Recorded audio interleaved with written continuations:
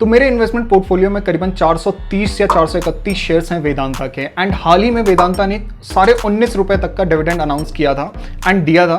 But उसके according मुझे जो डिविडेंड मिलना था वो मिलना था 8,500 रुपए, बट मुझे जो डिविडेंड मिला वो मिला 7,500 रुपए।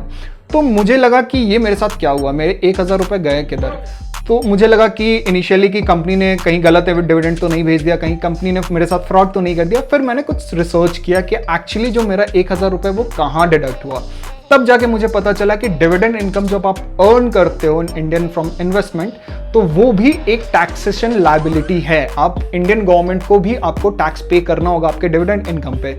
तो आज के वीडियो में जो हम लोग बात करेंगे इसी टैक्सेशंस के बारे में। सारी चीजें हम लोग जानेंगे कि टैक्सेशन लायबिलिटीज में क्या क्या चीजें आती है जब आप डिविडेंड इनकम अर्न करते हो from India and Indian stock market. अगर आप एनआरआई हो तो आपको कितना क्या लगेगा, तो वो सारी चीजें बात करेंगे। तो आज के वीडियो में जो हम लोग बात करेंगे वो पहला टॉपिक है हमारा व्हाट इज डिविडेंड। ठीक है, तो डिविडेंड हमारा क्या होता है वो हम लोग जानेंगे। फिर हम लोग जानेंगे कि old and new provisions of the taxations क्या था एंड अभी क्या है अकॉर्डिंग टू द गवर्नमेंट।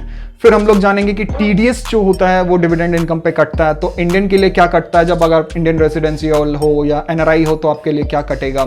फिर हम लोग बात करेंगे कि डिडक्शंस क्या क्या कर सकते हो आप अपने एक्सपेंसेस जो आपके अर्न करने में लगा है वो डिविडेंड, तो उसमें आप कौन कौन से डिडक्शंस कर सकते हो एज ए ट्रेडर और as a investor. As an investors in the sense कि जो आप इंडिविजुअल इन्वेस्टर्स हो, एज ए सैलरी पर्सन हो, तो भी आप एज एन इन्वेस्टर्स में ही कंसिडर किए जाओगे। तो चलिए वीडियो शुरू करते हैं। तो पहले हम लोग बात कर लेते हैं कि डिविडेंड एक्चुअली क्या होता है। तो इन सिंपल टर्म्स अगर मैं आपको समझाऊं तो डिविडेंड, तो जब भी कोई कंपनी एक प्रॉफिट अर्न करती है, it can be on quarterly basis, it can be half yearly basis या ईयरली बेसिस पे, जब भी अपने बिजनेस से प्रॉफिट अर्न करती है तो वो प्रॉफिट्स जो है वो अपने इन्वेस्टर्स में डिस्ट्रीब्यूट करती है एंड वही डिस्ट्रीब्यूशन प्रोसेस को हम लोग डिविडेंड कहते हैं। डिविडेंड, तो आई होप आपको डिविडेंड क्लियर हो गया होगा कि डिविडेंड एक्चुअली क्या है। ठीक है, तो नेक्स्ट अब हम लोग बात करेंगे कि ओल्ड वर्सेस न्यू प्रोविजंस क्या है of the taxability of dividend income. Because government change हुई है, कुछ पॉलिसीज भी चेंज हुई हैं, तो वो चीजें हम लोग बात कर लेंगे। ठीक है, तो पहला हम लोग बात कर लेते हैं कि जो मार्च 2020 मार्च 31 से पहले क्या था। तो 2020 से पहले अगर आप डिविडेंड अर्न करते थे तो आपको कोई टैक्स नहीं देना होता था, टैक्सेशन लाइबिलिटीज बिल्कुल फ्री थी। जो उस समय जो कंपनीज जो आपको टैक्स डिविडेंड अनाउंस करती थी वो कंपनीज को पे करना होता था to the government, which is known as the dividend distribution tax. And वो था 15%, जो भी डिविडेंड अनाउंस करती है उसका 15% गवर्नमेंट को कंपनी ही पे कर देती थी पहले ही। तो इन्वेस्टर्स के लिए कुछ नहीं बचता था, इन्वेस्टर्स एज हैप्पीली वो अपना डिविडेंड लेके खुश रहती थी, तो गवर्नमेंट को कुछ नहीं पे करना पड़ता था। बट आफ्टर 2020 मार्च से के बाद, मतलब 1 अप्रैल 2020 के बाद से गवर्नमेंट ने कुछ चेंजेस किए। जो डीडीटी था, जो कंपनी पे करती थी डायरेक्ट टू द गवर्नमेंट, वो लाइबिलिटी कंपनी को हटा दिया एंड जो भी टैक्सेशन होंगे डिविडेंड इनकम से वो एज एन इंडिविजुअल इन्वेस्टर्स पे डाल दिया गया कि जो भी आप इंडिविजुअल इन्वेस्टर्स हो वो पे करेंगे। ठीक है, एक और चेंज किया गया, सिंपल सा चेंज किया गया, जो भी HUF था, हिंदू अनडिवाइडेड फैमिलीज हो गए, रेसिडेंशियल इंडिविजुअल्स हो गए या कोई फर्म्स हो गए, तो पहले क्या था कि 10 लाख के ऊपर आपको 10% का टैक्स देना पड़ता था। 10 लाख का अगर आपका डिविडेंड इनकम है इन अ फाइनेंशियल ईयर, तो वो भी रिमूव कर दिया गया। तो अब जो भी नॉर्मल टैक्सेशन है वो सारी चीजें सब पे अप्लाई होंगी। ठीक है, तो ये हो गया हमारा जो भी प्रोविजंस थे वो।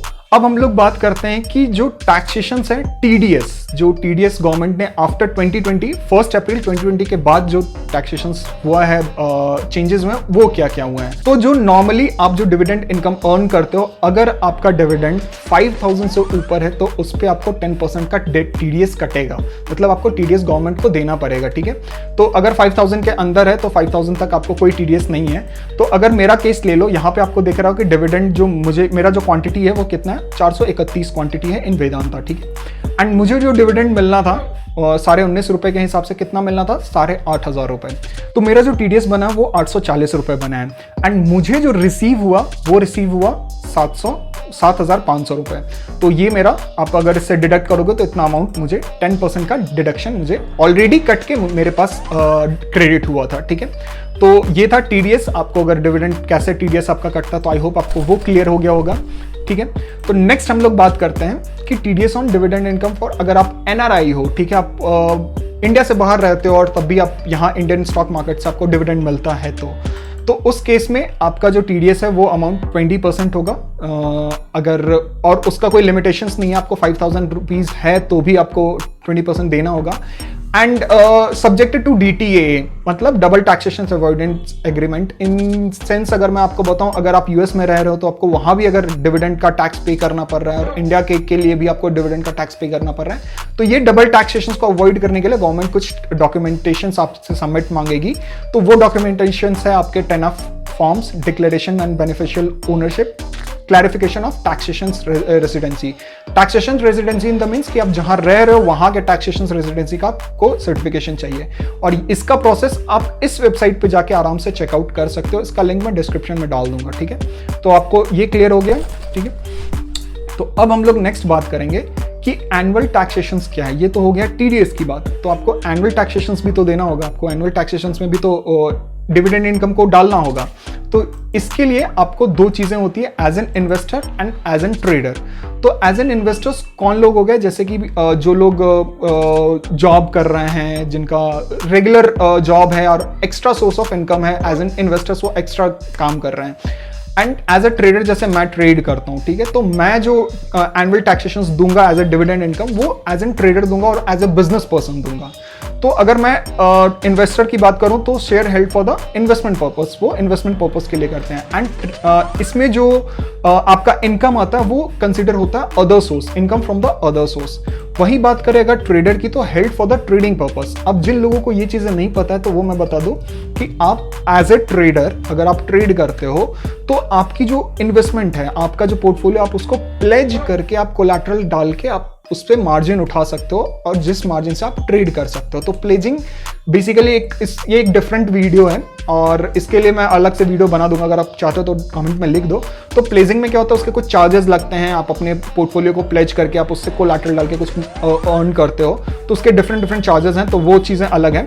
तो आप उसको प्लेज करके आप अपने स्टॉक को प्लेज करके ट्रेडिंग पर्पस के लिए आप यूज कर सकते हो, ठीक है। तो वहां पे जो आप डिविडेंड इनकम अर्न करते हो वो हो गया आपका बिजनेस पर्पस और एज अ प्रोफेशन, ठीक है।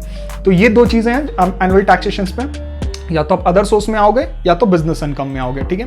तो दोनों का जो टैक्सेशन स्लैब है, टैक्सेशन जो होता है दोनों का, वो टैक्सेशन स्लैब के अकॉर्डिंग होता है। अगर आप इन्वेस्टर हो, सपोज मान लो कि आपका 2.5 लाख तक का आपका इनकम है, एज एन इन्वेस्टर, आप इंडिविजुअल इन्वेस्टर हो, जॉब करते हो, तो आपको कोई टैक्सेशन नहीं लगेगा। उसमें कोई जो टैक्सेशन स्लैब है उसके अकॉर्डिंग सारी चीजें होंगी। और अगर आप बिजनेस पर्पस पर्सन हो, बिजनेस ओनर हो, तो उसके अकॉर्डिंग आपको टैक्सेशन लगेंगे, जो भी डिविडेंड इनकम आएंगे उसके भी, ठीक है। बट यहाँ पे जो टैक्सेशन एक्सपेंसेस हैं, वो डिडक्शंस जो होते हैं वो डिफरेंट हो जाते हैं दोनों के लिए, ठीक है। तो वही चीजें हम लोग बात करेंगे आगे। पहले हम लोग बात करेंगे deduction of expenses from the dividend income, ठीक है। तो पहले हम लोग TDS की बात कर लेते हैं कि TDS जो आपने पे किया, तो आप एनुअली भी टैक्स पे करोगे, TDS भी टैक्स पे करोगे, तो वो कैसे आप एग्जेम्प्ट करवाते हो।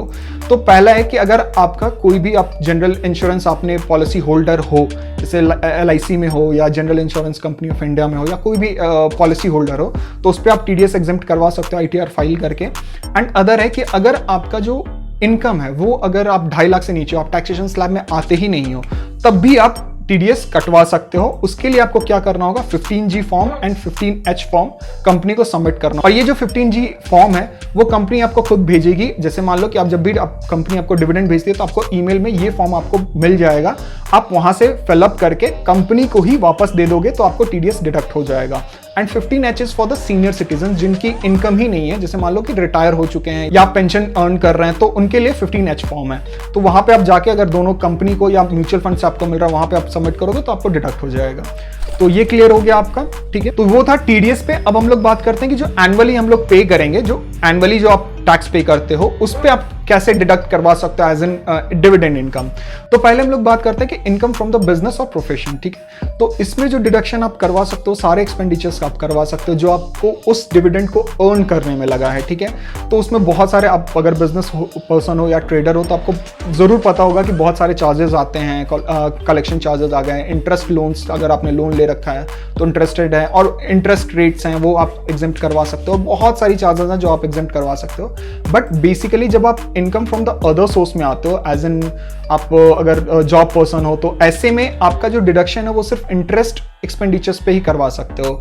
अब इंटरेस्ट एक्सपेंडिचर्स क्या है, तो इसके लिए मैं आपको बता दूं कि जैसे आपने पर्सनल लोन ले रखा है तो आप पर्सनल लोन लेके भी स्टॉक मार्केट में इन्वेस्ट कर सकते हो।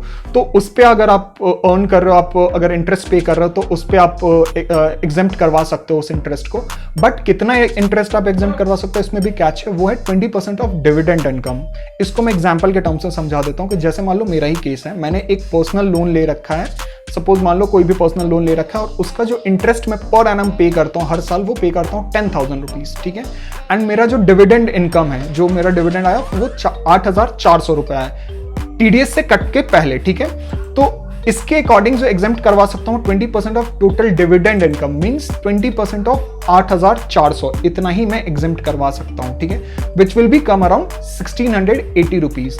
तो मेरा जो इंटरेस्ट पे था वो था 10,000 रुपीज और जो मैं एग्जेम्प्ट करवा सकता हूँ वो 1,680 रुपीज ही एग्जेम्प्ट करवा सकता हूँ, which is the 20% of the total dividend. तो ये चीजें जब आप फाइनली टैक्स पे करते हो तो आपको इस हिसाब से आपको सारी चीजें करनी होती हैं, ठीक है। तो आई होप आपको ये वीडियो समझ में आ गया कि टैक्सेशन कैसे काम करती है on a dividend basis, dividend pay कैसे काम करती है। तो अगर ये वीडियो अच्छा लगा और आपको इन्फॉर्मेटिव लगा तो let me know in the comment section and hit the like button and subscribe to this channel. अगर ये नंबर इंक्रीज होता है तो मुझे मोटिवेशन मिलता है to make more and more videos for you guys. तो till then thank you and happy trading.